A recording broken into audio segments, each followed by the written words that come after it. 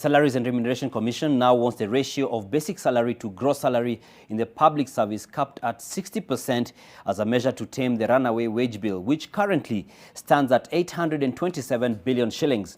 In its draft allowances and benefits policy, the Commission holds that this will help tame the high allowances received by some officials in the public service. Julian Samboko has the details. Kenya's public sector wage bill to GDP ratio stands at 8.3%, higher than the 7.5% reported by developing economies across the globe.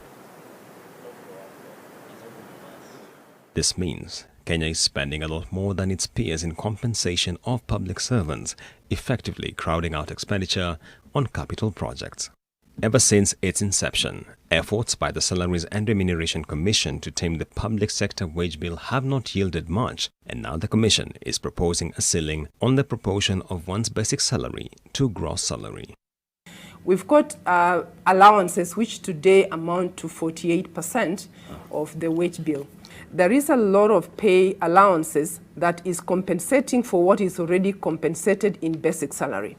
Presently, the proportion of allowances to gross salary in the public sector ranges from 43% to 260% across subsectors. The Institute of Economic Affairs argues that the Kenyan public sector has way too many allowances which ought to be rationalized. It's amazing that we have 247 distinct allowances in the public sector.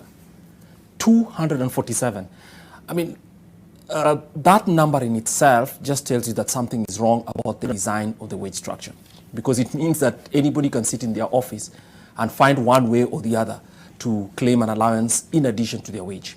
Going forward, the draft policy proposes that allowances and benefits be limited to 5 categories: house allowance, commuter allowance, job-related allowances, task-related allowances, and labor market adjustment allowances.